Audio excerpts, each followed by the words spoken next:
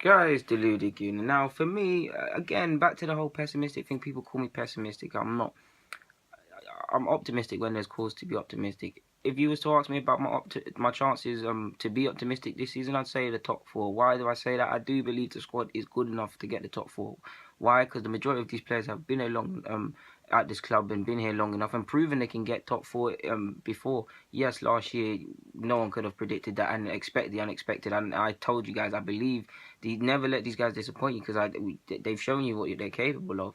But 9 times out of 10, we've proven we can get top four. So within that aspect, if we do what we do, and I hope and I stress that we learn from last season and the seasons before, more specifically last season, the Palaces that haunt me, the Liverpool away, more specifically, yes, the first game against Liverpool on the first day of the season was bad, but the away game was terrible. The Evertons, the Munichs, the Chelsea at away, etc. I don't need to go into specifics. We need to learn from that. If we learn from that and take points and improve our way form, we'll get top four. Now, if you're talking about the league now and winning the league and things that I would like to win, that can't happen with this Arsenal squad. Not because they're necessarily bad players. A lot of them are not bad players. They're just making wrong decisions and being taught the wrong things and not learning from previous mistakes. Why? Because they have no sort of retribution or punishment.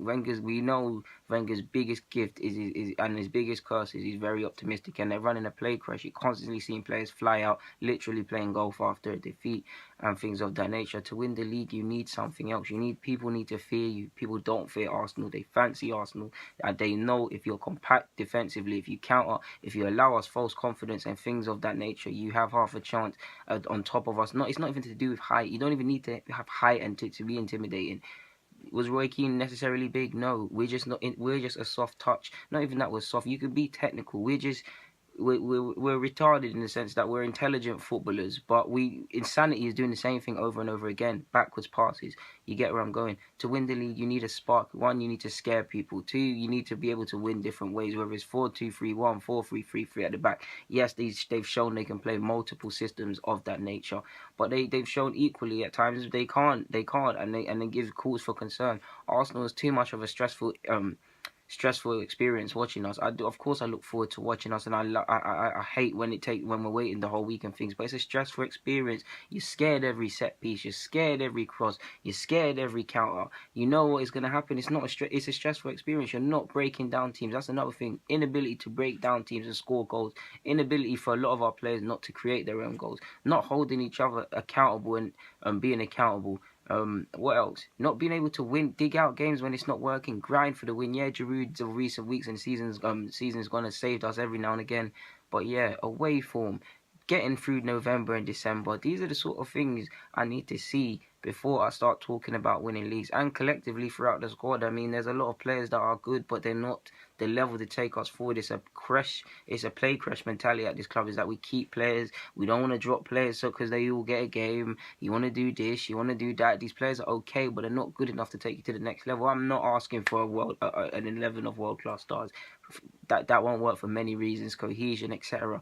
But you need what happened there? But you need players that will take you to the next level. I mean, the centre mid, we look very weak. Again, not to keep harping on about United's side. The squad, I believe our squad, keyword squad, is good as theirs, but individual quality, if you was to look at it black and white, and again, I'm not stressing for world-class players, but Mkhitaryan, Martial, Paul Pogba, if things go his way, Lukaku, say what you want, he gets goals. There's Mato, say what you want, he's good for goals. There's players there that can create their own goals, guys that can be creative hubs, other guys that can score when they're not up for it. Now, if you look at us, yes, Ozil won and got 12 goals last year, but are you going to have him down necessarily as someone that's going to get you goals for the season? Like I tell you guys, if you sit at your desk as a manager in June or whenever, thinking about the new season and how you're going to shape up, no. Alexis is going to create his own goals, and he's always good for that sort of stuff to get goals, but we don't know if he's going to be here. If we look at it on paper, Wenger said he's going to stay. Okay, cool. For the purpose of this, he's going to stay. Cool. Lacazette, we bought him for big money. He's a striker. He's going to score his goals. Giroud's going to get his here and there. Wells are going to get his here and there. And there's a couple other guys. But are them options necessarily compared to the City's options and even, well, not really Chelsea's, but you get where I'm going. Are they really going to fill you with confidence that if one doesn't turn up, the others are going to do it? No, it doesn't strike fear. We have good players, but we need a couple great ones. And I keep telling you guys, the players I believe we need to take us to the next level, We cannot obtain, not because the money's there, well, some can't be bought, but because one, we're not going to sell this club bet good enough. Two, I would not sign for this club if I was a big player. Of course, Wenger, it could sway you, and he's shown he could sway you, but if I was a big player looking at this club, I wouldn't sign for it. It's a joke because of how we are run, because of how we do things, because of how the squad is laid bare, because of how we react, just because of many things. Even if we look at Lucas Perez, say what you want, he's gonna get shipped off. He's done nothing wrong. Look at Stoke away, off that bench. Are you telling me Lucas Perez could not have come off that bench and been any worse than Theo and Giroud? No disrespect to Giroud because he's been doing his thing, or Theo, but he could have equally done. You could argue he'd score more because he's fast and direct. We're doing the wrong things. We're playing people in the wrong position. We're pigeonholing some players and trying to make them into things they're not. We had at one point, we're trying to make Coquelin a passer. Say whatever you want about Coquelin, but he's not a passer. Trying to make him a passer. Trying to make Jack a box to box. He needs to add agility into his game, but trying to make other people do things. Playing other guys at centre half when they're not centre half. What are we doing? This is not how you win a league. You need a stable 11, really. Everybody needs to know their job. One thing that I've always hated at this club is that, don't get me wrong, I like that everybody, whether you're a Spina or Alexis Sanchez, if you play well, you'll play your games and things like that. But it needs to be more of a Ferguson approach, or Jose approach, or even a Carlo Ancelotti approach, in the sense that you have your key players, you have your players that you're counting on 11 and week in, week out. You have these squad players. You know, I don't value you any less, but when you're called up, I have faith in you.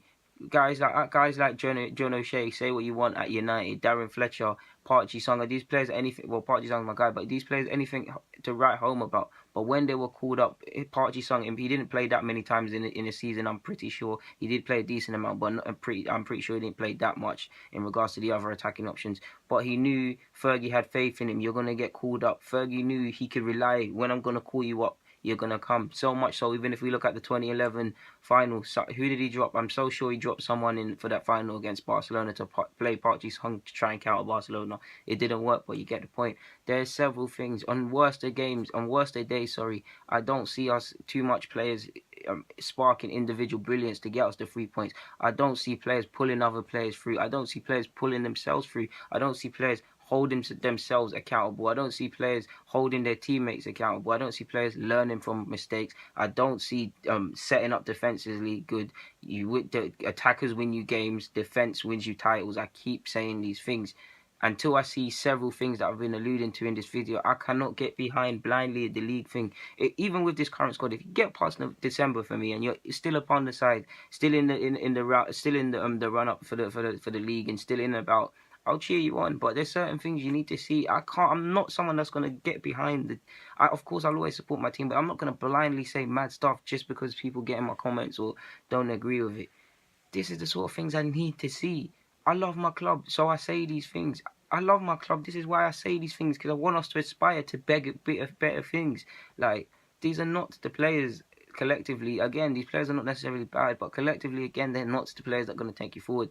They'll show you 5 times a season. They can win you games and they can play brilliant football. On our day, that's another thing. On our day, we're unplayable. We can beat anyone. The problem is you do not know when our day is. You do not know when Arsenal's going to turn up. For every Chelsea home game that we've shown we've won, and Barcelona a couple of years ago, there's the City away, there's the Chelsea at home at their place, they're not turning up at White Hart Lane. There's numerous examples. There's a 10-2 Munich. There's numerous examples. Until we pattern these things, I can't see us doing anything. Until we get back to the sort of thing where Sol Campbell and Jens Lehmann, best example, are winning leagues and they're fighting each other. They want to fight each other because they've drawn.